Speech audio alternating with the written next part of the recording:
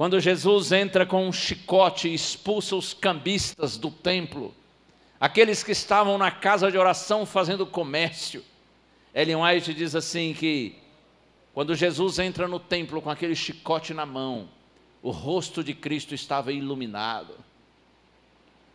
Isso para mim é uma grande lição. A lição de que quando eu tiver que dizer algumas verdades para certas pessoas, eu preciso dizê-las com lágrimas na minha voz.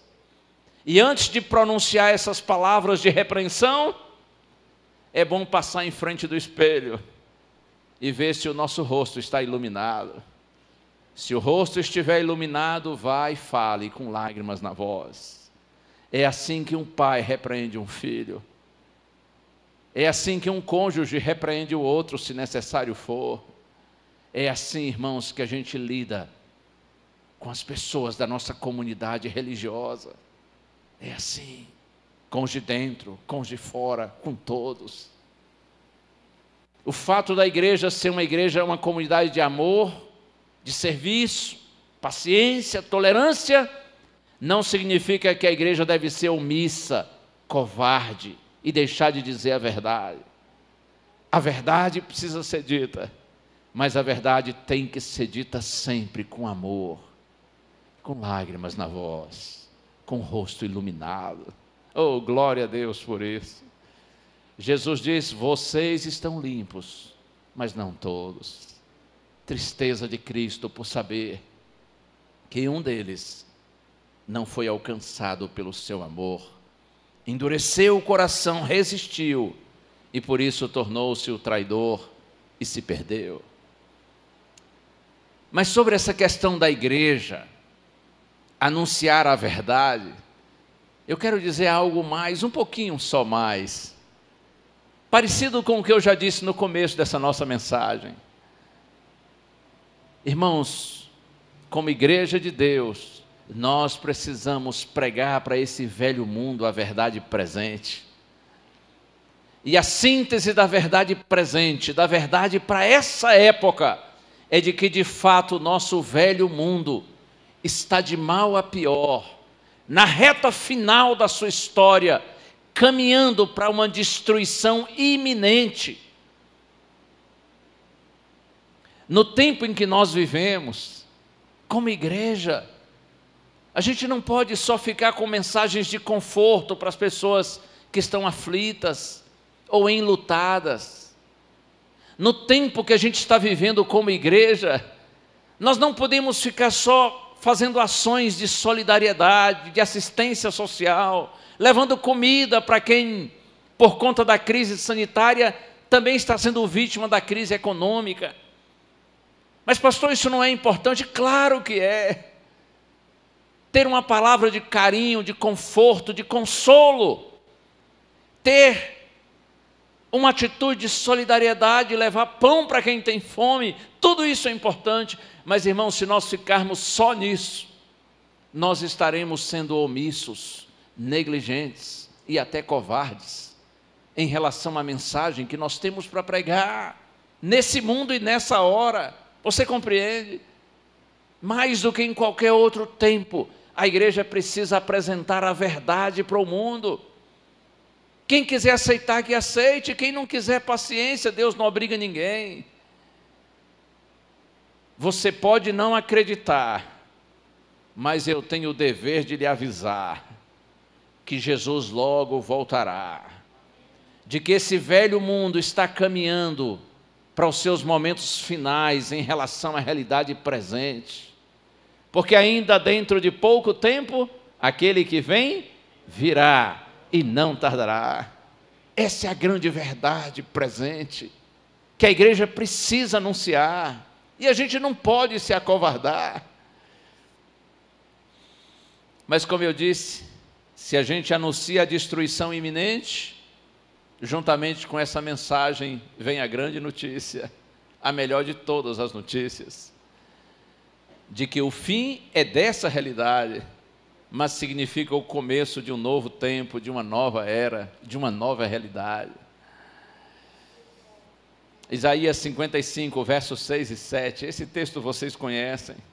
Lá está escrito assim: Buscai o Senhor enquanto se pode achar, e invocai-o enquanto está perto. Deixe o ímpio os seus caminhos e volte-se para o nosso Deus, porque é rico em perdoar. Essa é a grande notícia que, como igreja, irmãos, nós temos que anunciar. A grande mensagem de que ainda há tempo dos homens se voltarem para Deus. Buscai o Senhor enquanto se pode achar, ainda é possível achá-lo. Volte-se para o nosso Deus, diz o profeta.